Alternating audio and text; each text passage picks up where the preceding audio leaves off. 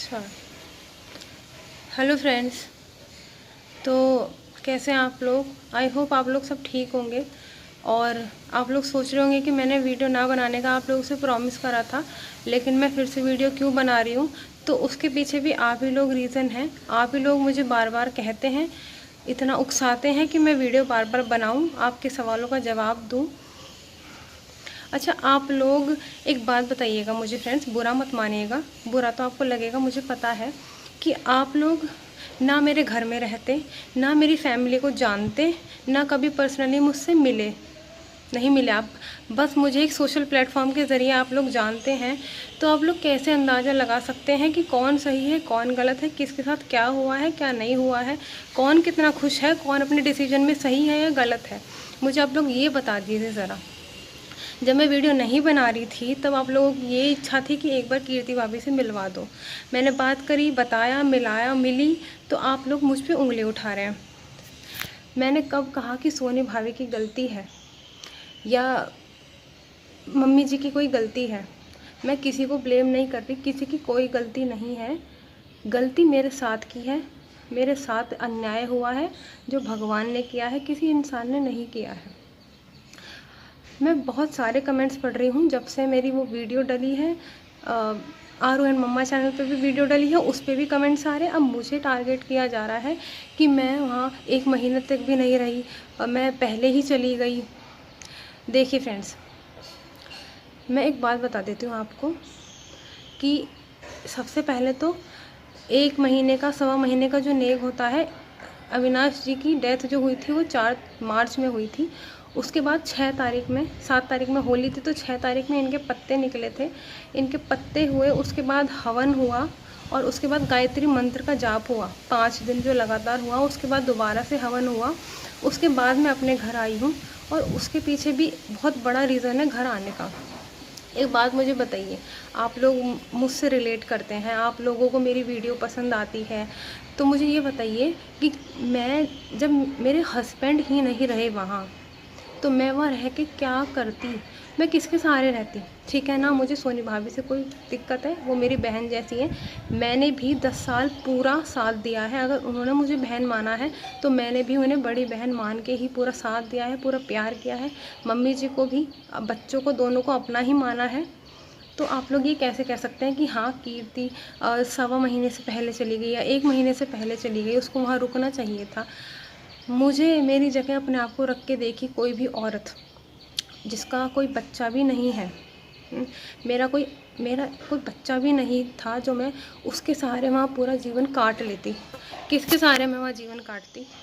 इतनी लंबी ज़िंदगी है, मुझे पता है, पहाड़ सी ज़िंदगी होती है एक औरत की। अगर उसका आदमी गुजर जाए या एक आदमी की कोई औरत गुजर जाए, ये दर्द सिर्फ वही समझ सकता है जिसके साथ ही बीतती है।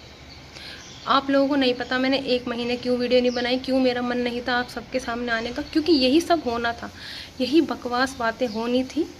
कुछ लोग मेरा सपोर्ट कर रहे हैं, कुछ मुझे ब्लेम कर रहे हैं। अरे मुझे किसी का कोई हिस्सा नहीं चाहिए। आप लोग उन्हें भी कुछ मत कहिए कि हाँ सोनी भाभी 2 हिस्सों की मालकिन, नहीं प्लीज़ ऐसा मत कहिए। वो भी बहुत अच्छे हैं, वो लोग बहुत अच्छे हैं। मेरी इच्छा नहीं थी वहाँ रहने की, क्योंकि मेरा वहाँ कुछ नहीं रह गया। अगर मेरा बेबी भी नहीं हुआ कभी भी, मैंने आपसे सब कुछ तो शेयर किया है ना फ्रेंड्स। 10 साल कितना स्ट्रगल किया है हमने बेबी के लिए, ठीक है, वो भी नहीं था तो मेरे हस्बैंड तो थे ना मेरे पास। मैं उनके सहारे रह रही थी, चाहे मैं खुशी में थी, चाहे मैं गम में थी। मैंने कभी शेयर तो नहीं किया ना कि मुझे कोई गम भी है। आप लोगों को मेरी ज़िंदगी का हर एस्पेक्ट नहीं पता, तो आप लोगों को बोलने का भी कोई अधिकार नहीं है फ्रेंड्स। आप लोग ना इतना ज़्यादा अपने आप को वो मत समझिए कि आप मेरी ज़िंदगी को जज करेंगे। अभी हाल ही में मैंने एक कमेंट पढ़ा है कि जब कीर्ति और अविनाश जी वापस मेरठ वापस आए, मेरठ से वापस आए गाज़ियाबाद, तो साथ दिया सोनी भाभी ने, ठीक है, साथ दिया। जब वो भाग के आई तब साथ दिया। अरे तो कौन कह रहा है कि नहीं साथ दिया? ये बताइए आप। क्या, अच्छा एक बात बताइए, क्या साथ सिर्फ एक ही आदमी देता है? जब तक दूसरा नहीं देगा तो क्या उस रिश्ते में गर्माहट रहेगी कि नहीं रहेगी?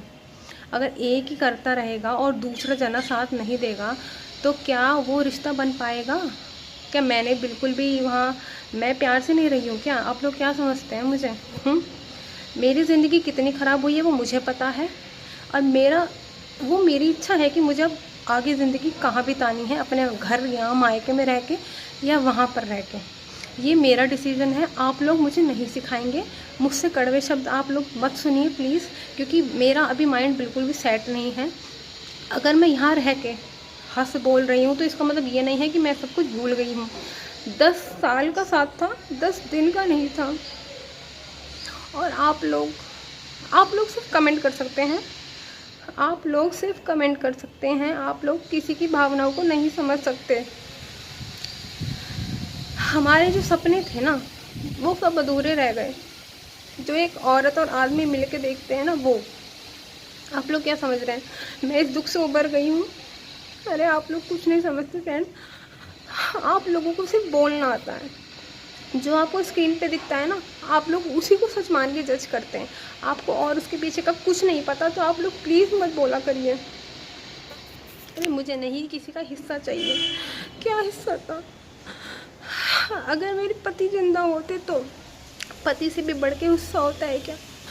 अगर कोई बेबी होता तो मैं उसके लिए भी रुक जाती हूँ, उसकी पढ़ाई परवरिश आगे का फ्यूचर। कोई नहीं है वहाँ, मैं कैसे रुक पाऊँगी ये बताइए आप। मुझे बहुत दुख भरे थे ये 4-5 महीने हमारे लिए। कितने हॉस्पिटलों के चक्कर काटे हैं वो हमें पता है, आप लोगों को नहीं पता। हम दोनों घर वालों ने झेले हैं वो हमें पता है। आप लोगों को जितना दिखाया जा रहा है, जितना बताया जा रहा है, आप लोग सिर्फ उतना ही देख रहे हैं, उतना ही सुन रहे हैं। तो प्लीज़ बोलने से पहले सुन लिया करिए और सोच लिया करिए कि क्या बोल रहे हैं। और देखिए रही बात रिश्ते की कि वहाँ से मैंने पूरी तरीके से रिश्ता ख़त्म कर लिया है, तो ऐसा भी नहीं है, ऐसा नहीं है। बातचीत अभी फ़िलहाल नहीं कर रही हूँ मैं, क्योंकि मेरा माइंड सेंटर में नहीं है, क्योंकि बहुत कुछ है जो मैं आपको नहीं बता सकती। मैं ज़्यादातर बातें आप लोगों से शेयर नहीं कर सकती, क्योंकि आप समझ सकते हैं ये हमारा निजी परिवार का मामला है, तो मैं नहीं बता सकती सारी बात आपको। बस आप इतना समझ लीजिए कि आप अगर किसी के लिए अच्छा नहीं बोल सकते तो प्लीज़ उसे क्रिटिसाइज़ मत कीजिए, कुछ बुरा कह के, कुछ उल्टा सीधा कह के, क्योंकि जिसके साथ होता है ना वही समझ पाता है कि क्या उसने खोया है, क्या पाया है। और अब मुझे थोड़ा बहुत आगे भी बढ़ना पड़ेगा, तो प्लीज़ आप लोग उसके लिए भी मुझे ट्रोल मत कीजिए कि हाँ मैं खुश होने लगी हूँ, मैं आने जाने लगी हूँ। ये सब आपको प्रियंका भाभी की वीडियो में मिलेगा, क्योंकि वो वीडियो शूट करती रहती है। मुझे तो मतलब मैं इतना शूट नहीं कर रही हूँ, मतलब मैंने वो पिछली वीडियो थी और अब मेरी ये वीडियो है, क्योंकि आप लोग की ट्रोलिंग इतनी ज़्यादा हो रही है तो मुझे बार बार जवाब देना पड़ रहा है। वो शूट करती हैं और थोड़ा बहुत आपको मेरी क्लिप्स उसमें देखने को मिल जाएंगी। और मैं आपको बता दूं कि मैं शुरू से ही मतलब चश्मा लगाती थी, अभी भी लगाती हूँ, आपको सबको ही पता है। तो वो विनाश जी ही थे जिन्होंने मेरे को कॉन्टेक्ट लेंस लगवाए थे। इतनी बड़ी बात भी नहीं है कॉन्टेक्ट लेंस, लेकिन फिर भी ना वो छोटी छोटी खुशियों का मेरा ध्यान रखते थे, वो सब चीज़ें याद आती हैं मुझे। तो अब आजकल में आपको वो वीडियो मिली होगी शायद कि जिसमें मेरी आई टेस्ट हो रहा है। तो वो इसलिए हो रहा है क्योंकि जो मेरे पापा थे ना, और मतलब भाभी भैया भी, उनका भी सपना है कि हाँ अब ये चश्मा वगैरह ना लगा के अपने आँखों का लेज़र ऑपरेशन करवा ले। तो उसी के लिए हम लोग बस चेकअप करवाने गए थे, तो वो उसी की एक झलक है। तो देखते हैं, क्या पता अगर कुछ हुआ तो आप लोगों के साथ सब कुछ शेयर कर पाऊँगी मैं। हालांकि अभी मेरा बिल्कुल भी दिमाग सेंटर में नहीं है ये सब बातें शेयर करने का, बताने का, लेकिन क्या पता उनकी वीडियोस के थ्रू आप लोगों को जानकारी मिलती रहेगी। मेरा तो वीडियोस बनाने का कोई मतलब ही नहीं बनता, मन नहीं करता। अच्छा, आप लोगों ने ये भी कहा था कि अविनाश जी ने यूट्यूब स्टार्ट करवाया था तो आपको कंटिन्यू रखना चाहिए। देखिए, अगर इन हाल हो रहा ना, अगर आप लोग मेरा उनसे कंपैरिजन करते रहे ना बार बार कि who is the best, Soni भाभी की कीर्ति भाभी, उनको ऐसा नहीं करना चाहिए था, उनके हस्बैंड गुजर गए, जिस घर में 10 साल रही वो ऐसे कैसे छोड़ के चली गई, तो आप लोग एक बारी ज़रा थोड़ी सी बुद्धि लगा के देखिएगा, एक बारी बुद्धि का इस्तेमाल कीजिएगा। कि मेरा ना बेबी ना हस्बैंड, वहाँ मैं किसके सारे जीवन काटूँ।